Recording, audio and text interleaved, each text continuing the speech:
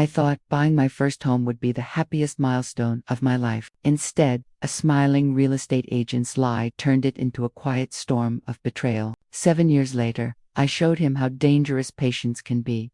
If you believe karma never forgets, tap that like button and subscribe. This is the story of how I turned one man's casual deceit into a 6-year revenge that stripped him of everything. When I first walked through the narrow gate that led to the brick townhouse, my heart thudded with a mix of disbelief and pride. 10 years of early mornings, late nights, and every small sacrifice had built to this my own place. The morning breeze smelled faintly of wet earth and cut grass. It felt like the world itself was congratulating me. For an introvert who prized privacy, this wasn't just a purchase, it was a personal victory, a quiet fortress. The agent who sold it to me, let's call him Darren, had that polished grin of someone who knows how to close a deal. His handshake lingered just long enough to suggest confidence without tipping into creepiness. Freehold title, he promised, his voice smooth as varnish. No meddling committees, no annoying strata rules. This is your sanctuary. Those words wrapped around me like a warm blanket. Freedom, control, no neighbors with clipboards telling me how to live. It was everything I'd worked for. Signing the papers felt like the exhale I'd been holding for a decade. Keys cold and heavy in my palm. I stood in the empty living room and listened to the echo of my footsteps. It wasn't just a house. It was proof that every skipped vacation and every overtime shift had meant something. For 5 blissful months, life moved with a quiet rhythm. Morning tea on the back steps. Evenings with only the refrigerator's hum for company. I was exactly where I wanted to be. Then came the knock that changed everything. The landlord next door stood on my porch, polite but urgent, asking to discuss our shared insurance. Shared. I blinked, confused, as he handed me a copy of the policy. My stomach tightened when I saw the heading, Strata Insurance. The words blurred. Strata. That wasn't possible. Darren had promised freehold. He'd sold me freehold. A cold dread crept through me as phone calls to my lawyer confirmed the unthinkable. Somehow, despite emails and advertisements screaming freehold, the property was legally strat, the very thing I'd worked a decade to avoid. Committees, bylaws, strangers dictating my home life was now inked into my future. My lawyer, usually unflappable, was stunned. He did what he could to limit the damage, but the fact remained. I'd been sold a lie. I demanded a meeting with Darren. I arrived armed with proof mails, printouts, every shred of evidence. He met me with a smirk that made my blood heat. These things happen, he said lightly, as though he were discussing a rain delay. Not a flicker of responsibility crossed his face. He offered nothing to make it right, not even an apology. His only gesture, a token offer of $1,000 to go away. My hands trembled under the table. $1,000 for 10 years of sacrifice and a lifetime of restrictions. I could have sued. Even the mediator encouraged it. But at the time my health was fragile, and the thought of a drawn-out legal war drained the fight from me. I left the meeting with a bitter taste in my mouth and a single vow simmering in my chest. I would not forget this. That night, lying awake as moonlight pooled across my ceiling, the betrayal burned deeper than I expected. It wasn't just the money or the paperwork. It was the smugness in Darren's eyes, the way he'd dismissed me like a trivial inconvenience. He thought he'd walked away clean. He thought my silence meant surrender. In the darkness, I whispered a promise only I would hear. This isn't over. I wish I could say that after that night I found a way to let it go. I tried, at least for a while, but silence is a heavy thing. And every time I paid the monthly strata fees or watched a neighbor casually vote on something that affected my home, the weight pressed harder. It was like swallowing a stone every single day, and no amount of tea or late-night reading could dislodge it. Morning after morning, I'd catch myself standing at the window, staring across the shared walkway, my coffee cooling in my hand. I'd imagine Darren somewhere out there, flashing that same smug grin to another hopeful buyer, pocketing his commission, while someone else unknowingly signed their own little trap. The thought gnawed at me like a slow leak in a tire, quiet, steady, impossible to ignore. My anger didn't roar. It whispered, patient and persistent, until it became part of the background noise of my life. My friends told me to move on. It's done, they said. At least you have a roof over your head. And they were right in a way. The house still sheltered me. But every time a letter from the Strata Committee arrived, every time I had to sit through a tedious meeting where strangers debated what I could plant in my own garden, the bitterness sharpened. It wasn't just about money anymore. It was about dignity. about the right to control my own space, and about the casual cruelty of someone who thought he could lie and walk away unscathed. Months turned into a year. The anger settled into a low simmer, no longer a flame that consumed me, but a quiet ember that refused to die. I kept every email, every printout, every scrap of evidence, tucked neatly into a folder in the bottom drawer of my desk. Sometimes, late at night, I'd open it and just look, not to plan, not yet, but to remind myself why forgetting was not an option. Patience, I told myself, is a weapon too. Then life, as it does, began to fill with other things. Work demanded my attention, friends pulled me into small adventures, and the constant ache of betrayal dulled, but it never disappeared. It lived under the surface, like the faint scar of a healed wound out of sight, but always there when touched. And every so often, something would press against it. A neighbor's complaint about a minor garden decoration, a letter outlining new restrictions, a casual mention of Darren's name in local gossip. Each time the scar flared hot and the old anger stirred awake. I heard bits of news about Darren through the grapevine, friends of friends, casual conversations at the grocery store. He was still selling properties, still charming clients with that same too-white smile. There was even talk of him being in line for some local real estate award. Every rumor was like a splinter under my skin. He wasn't just getting away with it, he was thriving.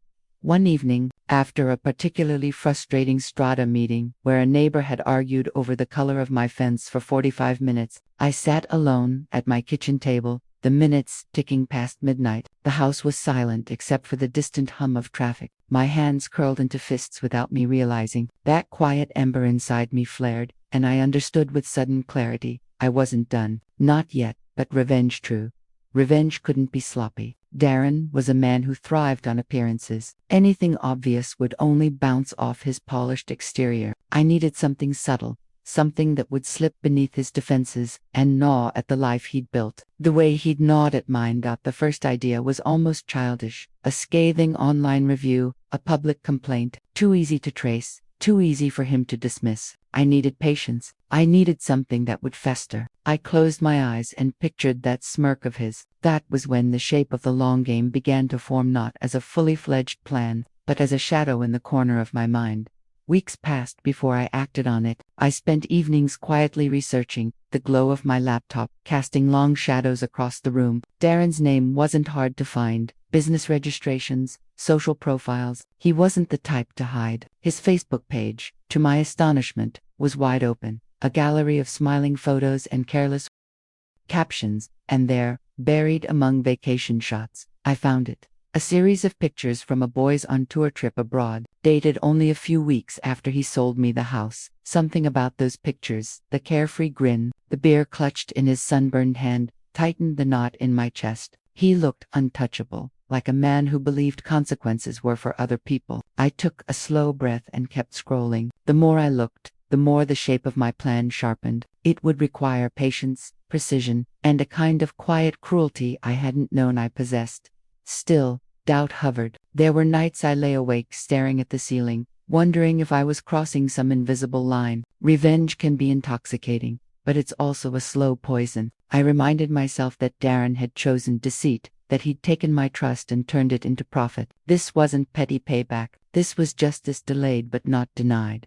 I found his home address easily through a business registration search. I copied it into a small notebook, my pulse quickening as the letters formed beneath my pen. The weight of that information settled on me like a secret too heavy to share. This wasn't just idle fantasy anymore. It was the first stone laid in a path I intended to walk. From there, the plan grew like a vine, not a single grand strike, but a series of quiet, deliberate gestures, each one small enough to dismiss, yet sharp enough to cut. It had to be something that would slip past his defenses, something that would bloom into doubt and suspicion, something that would not only inconvenience him but unravel the life he'd built around trust and appearances. The idea came late one night, simple and devastating. I would give him the gift of uncertainty, year after year, a reminder of a secret he couldn't explain. I pictured it with almost cinematic clarity: flowers arriving without a sender's name, notes laced with the suggestion of an affair, the slow corrosion of trust in the eyes of his wife.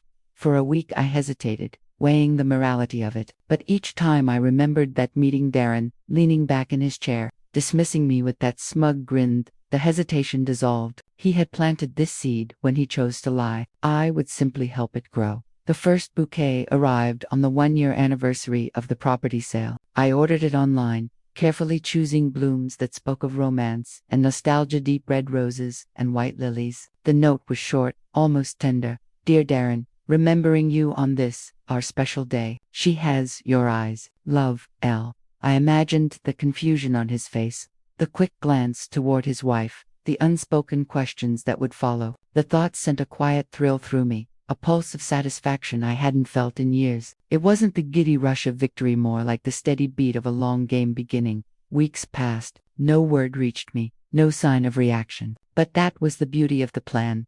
I didn't need confirmation. The doubt was enough. Every anniversary that followed, I sent another bouquet, each note slightly different but always carrying the same haunting phrase. On this, our special day, between anniversaries, I added small touches, postcards from the country Darren had visited on that boys on tour trip. Each one signed simply, Love, L. The handwriting varied just enough to avoid suspicion. The postmarks authentic. It was a slow drip of uncertainty, impossible to trace, impossible to ignore. Sometimes I wondered what it was doing to his marriage, whether his wife's eyes narrowed each time the doorbell rang. Other times I forced the thought away. This was about Darren, about the man who'd sold me a lie and walked away untouched. But deep down, I knew the ripples were spreading wider than I'd first imagined.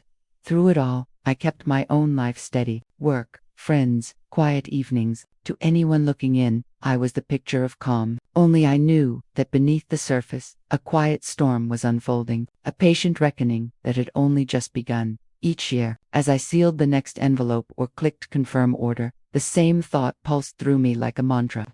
Patience is a weapon, and I am learning to wield it. By the 4th year of my quiet campaign, the thrill had become a steady companion, an undercurrent humming through the ordinary rhythm of my life. It wasn't giddy or reckless. It was measured, like the slow tightening of a knot. Each time I sent another bouquet or carefully chosen postcard, I felt the faintest vibration of power, a quiet rebalancing of scales that had tilted too long in Darren's favor. But even then, I sensed that something bigger was stirring just beyond my view, waiting to surface. It started with a chance encounter at a neighborhood cafe on a rainy Thursday morning. I was halfway through a lukewarm latte when I overheard 2 women chatting at the next table, their voices a conspiratorial murmur. Did you hear about Darren? One whispered. My breath stalled, as if the air itself had thickened. His wife looked ready to murder him at the school fundraiser last week. The other replied, some mysterious gifts, every year, same date. You can imagine what she thinks. They giggled nervously, like people peering over the edge of someone else's disaster. I sipped my coffee slowly, hiding a smile behind the rim. That night, lying in the dim glow of my bedside lamp, I turned their words over like a stone in my palm. So the seeds had taken root. The notes and flowers weren't just oddities anymore. They were questions that demanded answers. Doubt, once planted, rarely stays small. I pictured his wife, her eyes narrowing, her thoughts circling like a hawk. Darren might bluff for a while, but even the most polished liars eventually crack. I began to think beyond the annual gestures. If Darren's facade was beginning to crumble, maybe it was time to give fate a nudge. Not a reckless shove, just the gentlest push to speed the unraveling. Patience had carried me this far, but revenge, I realized, was a living thing. It needed to breathe, to evolve. One evening, I opened the folder of old evidence, the emails, the advertisements, the smugly worded property listing that had started all of this. I read them again, not because I needed to, but because each line of ink reminded me of the casual arrogance behind his lie. Darren had gambled that I'd be too tired, too small, too powerless to matter. He'd been half right. I hadn't fought back in court or demanded a settlement. But what he didn't understand was that silence can be far more dangerous than noise. I decided to deepen the mystery. Over the next few months, I arranged for a series of letters to arrive from different international cities, places Darren had visited or bragged about on social media. Each envelope carried the same elegant script and a subtle scent of lavender, a detail chosen to linger in the mind. The notes were simple, teasing. I still remember Paris. Do you? Or thinking of you, as always, on our special day. Nothing explicit, nothing that could be explained away as a prank. Each one a whisper from an invisible lover, Crafting those letters became almost meditative. I'd sit at my kitchen table with a fountain pen and a small bottle of lavender oil, letting the ink flow like a quiet confession. Sometimes I'd pause, imagining the moment when Darren's wife would slice open the envelope, her heartbeat quickening, her thoughts leaping to places she feared to name. I wasn't just sending words, I was sculpting doubt, shaping it into something almost tangible. Yet, even as I plotted, I felt flickers of unease. Was I becoming the very thing I despised? A manipulator, a deceiver. On sleepless nights, I'd stare at the ceiling and wrestle with the question. But each time, the memory of Darren leaning back in that meeting, dismissing my concerns with a smirk, would rise like a dark tide. He had started this, I was only finishing it slowly, precisely, and with the patience he'd never expected. By the 5th anniversary of the property sale, the tension had grown into something almost electric. I heard whispers from mutual acquaintances, friends of friends who spoke in hushed tones about Darren's marriage. "They're not doing well," someone said at a backyard barbecue. "She doesn't trust him." Can you blame her? Those gifts, those notes, it's like someone knows something she doesn't. I smiled into my drink, the ice clinking like a quiet toast to inevitability. That same evening, I went home and pulled up Darren's Facebook page again. His once lively feed had slowed to a trickle of carefully staged photos, family outings that felt stiff, smiles that didn't quite reach the eyes. There was a brittleness there, a tension I could almost feel through the screen. It was working. I decided the next move needed to be bolder, not louder, but sharper, something that would pierce the fragile truce between Darren and his wife. I mailed a final letter, this one more personal. 6 years, and I still remember that night. Does she know? I sealed it with a wax stamp, a flourish of old-fashioned drama that would make it impossible to dismiss as junk mail. Weeks passed. No response came directly to me. There never had been, but the absence of reaction was itself a sign. The quiet around Darren's name grew heavier, the gossip more charged. When I next heard from those same acquaintances, the story had turned darker. Arguments overheard, Darren spotted alone at local pubs, his once polished demeanor fraying at the edges, and then, like the final piece of a long-played chess game, the revelation arrived. I was sitting on my porch one crisp autumn evening when a friend of a friend casually mentioned it over a glass of wine. "Did you hear? Darren's wife left him. Apparently she found out he cheated years ago." The gifts were the final straw. My heart gave a single, quiet thud as she spoke. I learned the full picture. Darren had indeed cheated on a trip abroad. A year before he sold me the house, he'd brought home an STD, convinced his wife it wasn't from him. My notes, perfectly timed to the anniversary of that betrayal, had drawn the unhealed wound into the open. His wife had connected the dots. Darren, cornered, finally confessed. I listened in silence, the world around me softening into a distant hum. The revenge I'd built, piece by piece, had blossomed into something far beyond my design. Darren had lost more than his marriage. He'd lost his home, half his retirement savings, and, according to whispers, his reputation in the local real estate market. For a long time after the conversation ended, I sat beneath the fading sky, the last light catching on the edges of the clouds. I felt no rush of triumph, no dramatic surge of victory. Instead, there was a quiet stillness, the kind that comes when a long-awaited storm has finally passed. My plan had worked not with a roar, but with a whisper, patient and unrelenting, and in that stillness, I understood something I hadn't at the start. Revenge isn't about rage, it's about balance. Darren had tipped the scales with his lies. I had simply set them right again, one carefully chosen note at a time. As the first stars appeared overhead, I let out a slow breath I hadn't realized I was holding. The game I'd played was over. Darren had destroyed himself. All I'd done was hand him the seeds and wait for them to grow.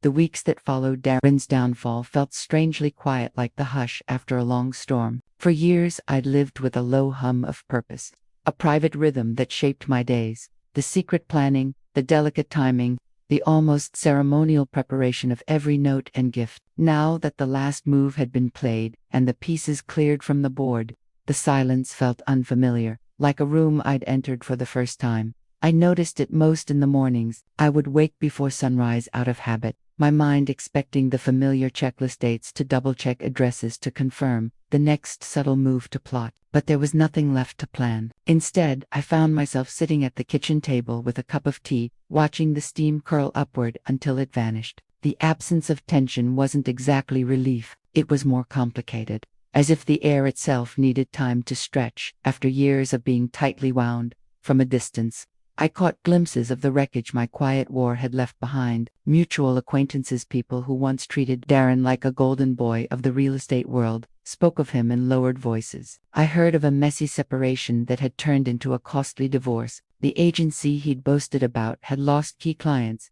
and his name, once a shorthand for effortless charm, now carried a sour aftertaste. None of this came from anything I'd said aloud. The rot had been there all along. My role had merely been to loosen the lid so the smell could escape. Sometimes I wondered if Darren ever thought of me, if he pieced together that the quiet homeowner he'd misled was the one who had pulled each invisible thread. Perhaps he suspected, perhaps he didn't dare imagine that someone he'd dismissed so easily could have the patience to wait years for the perfect moment. Either way, it didn't matter. Revenge, I'd learned, is not about recognition. It's about balance, and balance had been restored. Still, late at night, I wrestled with my own mixed feelings. There was no rush of triumph, no gloating victory lap. Instead, there was a reflective calm, tinged with something almost like melancholy. I had spent so long carrying a single, burning purpose that now, with the fire gone, I felt the chill of an ordinary life creeping back in. People speak of closure as if it is a door you can shut behind you. But closure, I realized, is more like an open window. It lets the air move differently. But the world beyond remains unpredictable. I filled the sudden void with quiet projects. I rebuilt the garden beds I'd once ignored, coaxing bursts of color from stubborn soil. I finally took the weekend trips I'd postponed during my years of plotting. And slowly, the house, the very place where Darren's lie had first taken root, began to feel less like a reminder of betrayal and more like a sanctuary again. Each new bloom in the garden felt like a small reclaiming proof that life can grow even in the soil of old grudges. From time to time, a letter would arrive in my own mailbox, ordinary, unremarkable. Utility bills, catalogs, the slow trickle of everyday correspondence. I'd run my fingers across the envelopes and think of the years when the act of posting a single note had carried such quiet weight. Those days were behind me now, yet they had shaped me in ways I couldn't quite name. Patience had ceased to be a necessity. It had become a part of me, a strength I hadn't known I possessed. Months later, I passed Darren by chance on a gray winter afternoon. He was standing outside a cafe, collar turned up against the wind, phone in hand. The man who had once radiated effortless confidence now seemed smaller, his posture sagging under invisible weight. For a fleeting second, his eyes met mine. There was no spark of recognition, or perhaps he hid it well. I offered a neutral nod and walked on, my heartbeat steady. No words were needed. The silence between us said everything. That evening, I lit a candle in the living room and let the flame flicker against the walls. The house felt different, lighter, as though the years of quiet tension had finally exhaled. I realized then that the true power of what I had done was not in Darren's ruin but in my own transformation. I had learned that patience is not passive. It is active, deliberate, and quietly strong. Revenge, when guided by patience, does not shout. It whispers until the truth cannot be ignored. I no longer needed to send letters or to hear rumors of Darren's misfortunes. Life had already handed him the consequence he'd earned, and I had already claimed the lesson I hadn't known I sought. In that stillness, I found a kind of peace, not the fleeting thrill of triumph, but the deeper calm of someone who has set the scales right and can finally walk away. Outside, the wind shifted, carrying the scent of rain. I closed the window, smiled faintly, and blew out the candle. The flame vanished with a soft hiss, leaving only the quieter quiet I now understood not as emptiness, but as completion.